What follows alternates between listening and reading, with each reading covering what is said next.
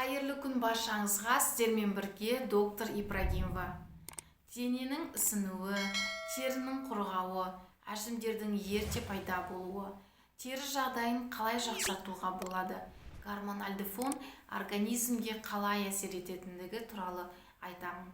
Терінің құрғауы, әжімдердің ерте пайда болуы, терінің жарылуы, қабыршақтануы, әсіресе табан терісінің жарылуы, шаштың түсуі, баяу өсуі, сынғыш болуы, тырнақтың сынғыш болуы, жалпы жағдайдың бұзылысы, яғни жалпы әлсіздік, ұйқышылдық, энергияның болмауы, либидоның төмен болуы, дененің ісінуі, тоңу барлығы гипотиреоздың белгілері болып табылады.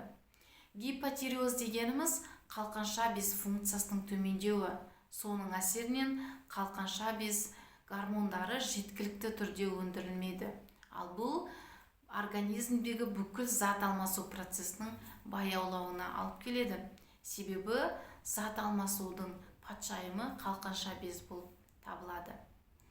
Көп науқастар айтуы мүмкін, таңертең ұйқыдан тұрғаннан кейін бетім ісіп тұрады, бетімде жастықтың ізі қалып қояды.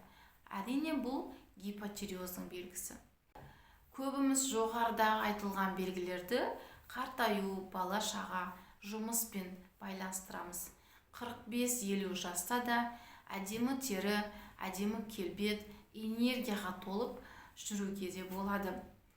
Қалқанша без функциясы төмен дегенде асқазан қышқылдылығы төмен болады. Соның әсерінен теріге әсер ететін белок, витаминдер, темір, витамин D, витамин А, витамин С барлығының сіңімділігі төмен болады. Гормональды фон, пролактин, қалқанша без гормондары, жыныс гормондары, эстрадиол, бос тестостерон барлығы тері жағдайына әсер етеді. Егер теріңіз әдемі болуын қаласаңыз, ағзаның ішкі жағдайын реттеу керек. Себебі іштегі ағзаның ішіндегі бұзылыстар әрине сыртта терідегі өзгерістермен бірге сипатталады. Тері жағдайын жақсарту үшін витамин минералдар дефицитін толтыру, гормональды фонды қалыпқа келтіру, дұрыс тамақтану, ұйқы режимін сақтау барлығы тері жағдайына әсер етеді. Сондықтан комплексна емдеген кезде ғана сіз әдемі тері, әдемі келбетке ие боласыз. Видеомыз ұнаса лайк басып, комментарий қалдырып, каналға тіркелуді ұмытпаңыздар.